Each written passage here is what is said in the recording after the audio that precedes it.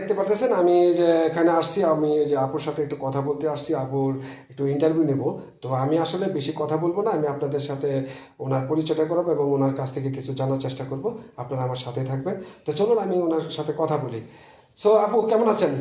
আলহামদুলিল্লাহ ভালো আছি। সো আপনি আমাকে ডাকছেন, তাই আসলাম আপনার একটা ইন্টারভিউ নেওয়ার জন্য। তো আপনার অনেক কথা বলার আছে, আপনার কথাগুলো আমি বললাম না, আপনার মুখ থেকেই বলবেন আর দর্শকরা শুনবে।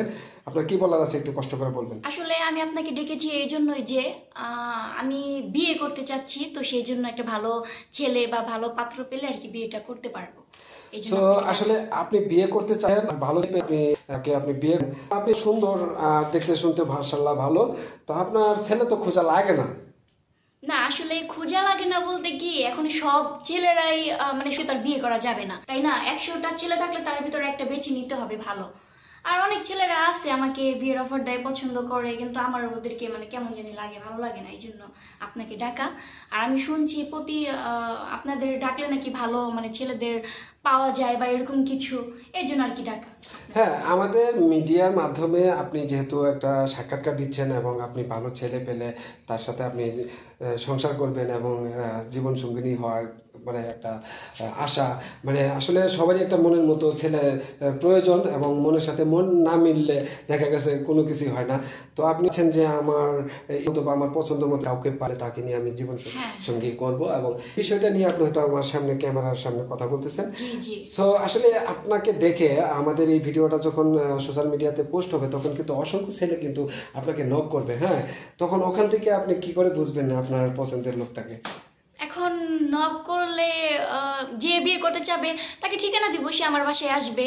একটা মানুষের সাথে সামনাসামনি কথা বললে বা মানুষটাকে দেখলেই তো বুঝতে পারবো যে সে কেমন বা সো আমি এখানে আরেকটা কথা বলতেছি, আপনি সবাইকে যদি ঠিক দেন তাহলে তো মনে করেন আপনার বাড়িতে সিরিয়াল ধরবে। শেয়ার করবে কেন? হ্যাঁ। ওইরকম ভালো দেখে শুনে দিতে হবে, তবে ঠিক হ্যাঁ, না? আপনি পারেন একটা জিনিস যে আসলে ওনার ডিটেলস জেনে এবং ভিডিও কলে তাকে ফেস টু ফেস কথা বলে হয়তো তার মতো করে যদি আপনার সাথে যদি মিলে, আপনার সব কিছু পাওয়ার সাথে যদি মিলে যায় তবে হয়তো তাকে অ্যাকসেপ্ট করবেন। আপনি যাকে বিয়ে করবেন তার জন্য কি কিছু বরাদ্দ আছে কিনা? হ্যাঁ, আমি যাকে বিয়ে করব আমার ইচ্ছা আছে তাকে একটা প্রাইভেট গাড়ি কিনে দিব। আর আমি মোটামুটি, আমার বাবা একমাত্র মেয়ে, তো জায়গা সম্পত্তি মানে বুঝিনি তো কি বলতে চাচ্ছি, সবকিছুই পাবে, কিন্তু কথা হচ্ছে আমাকে বেশি বেশি ভালোবাসতে হবে। তো আপনাকে বেশি বেশি ভালোবাসবে এমন একটি ছেলে আপনার দরকার।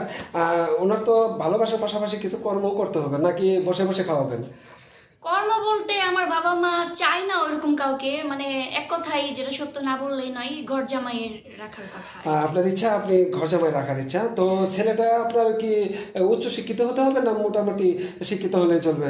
মোটামুটি হলেই হবে, কর্মটাই তো এখন সব, শিক্ষিত আর অশিক্ষিত। মানে ওরকম মানে হাই কোয়ালিটি বা ওরকম উচ্চ লেভেলের শিক্ষিত না হলেও চলবে, তাই না? না, ওরকম থাকলে তো তাহলে আমি তো দেওয়ার কথা বলতাম না, আরো নেয়ার কথা বলতাম। নেই বা ওরকম থাকবে না জন্যই তো দিব। বুঝেন নাই? সো গাইস, আপনারা বুঝতে পারতেছেন এবং আমাদের যে ম্যাডাম আপনাদের সামনে যেভাবে কথাগুলো বলেছে, আসলে উনি একজন খুবই মনের মানুষ খুঁজতেছে, পছন্দের একজন মানুষ খুঁজতেছে। তো আপনারা যদি ওনাকে বিয়ে করতে আগ্রহ হন তাহলে অবশ্যই আমরা এই ভিডিওতে ওনার নাম্বার দিয়ে দেবো, আপনারা সেই নাম্বারে অবশ্যই আপনারা কথা বলে নেবেন এবং ওনার সাথে মিট করে নেবেন। সো আপনারা ভালো থাকবেন, সুস্থ থাকবেন। আর আপু, আপনার জন্য অসংখ্য অসংখ্য ধন্যবাদ, আপনিও ভালো থ্যাংক ইউ। থাকবেন।